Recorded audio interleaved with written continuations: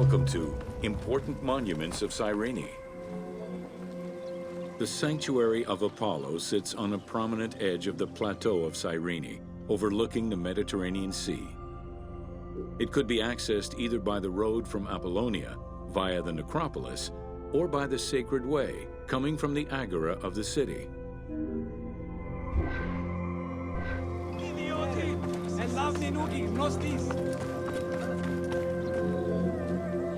The abundance of temples and statues throughout the city reflect the various Greco-Roman and Egyptian cult influences over the centuries. Temples dedicated to Apollo, Cyrene, and Zeus stood alongside those of Ptolemaic gods, such as Serapis and Isis. Numerous fountains were decorated to represent other gods, including the city's namesake, Cyrene.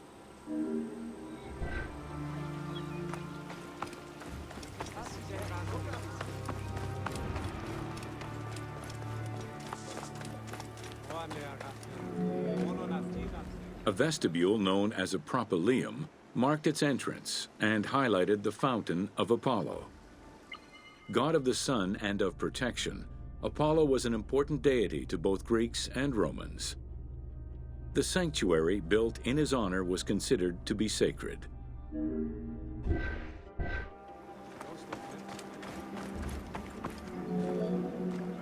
The imposing temple was built on a natural cornice, stretching more than 200 meters in length and roughly 50 meters in width, and was surrounded by a vast Doric colonnade.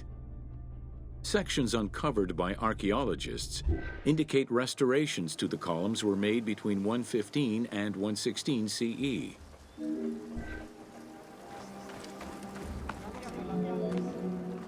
The altar was located in front of the temple.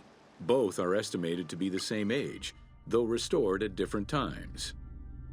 Many bulls were sacrificed each year at the altar in honor of Apollo. The imprint in the stone of the ring used to strap the animals down is visible to this day.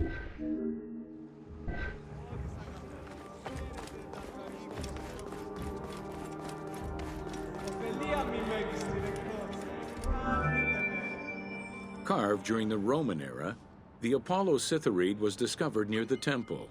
It is considered an important archaeological find. The statue of Apollo was in pieces when it was uncovered. Remarkably, most fragments were found, and the restored statue is currently at the British Museum. The team extrapolated the statue's final look based on the current partial reconstruction and placed it inside the temple to reflect the patron deity of the area.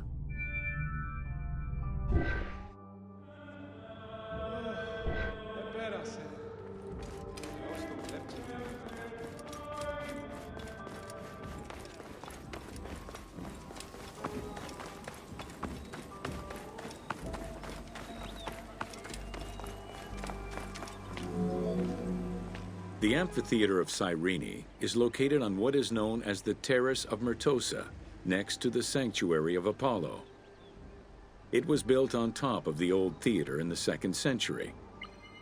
Originally used as a stage, the theater became an amphitheater once the taste for Roman gladiatorial entertainment reached the city.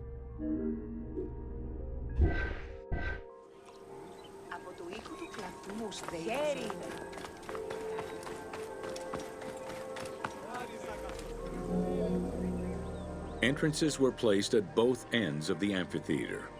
A wall replaced the first 2 rows of bleachers as protection from the array of wild animals in the ring. The tunnel used for the parade of beasts and gladiators circled the arena, unlike the Roman Colosseum's tunnel, which was beneath the amphitheater. The basement and corridors accommodated both the gladiators and the animals, and included lifts that raised the traps into the arena's center.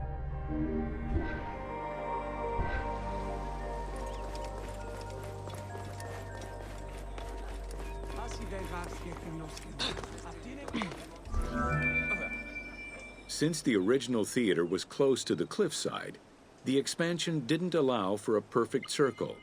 Instead, junctions of the semicircle formed the arena into an oval shape. This elliptical formation still ensured an excellent view from all angles. The team decided to create a perfectly round theater for technical reasons and used the structure of the Roman theater as their reference.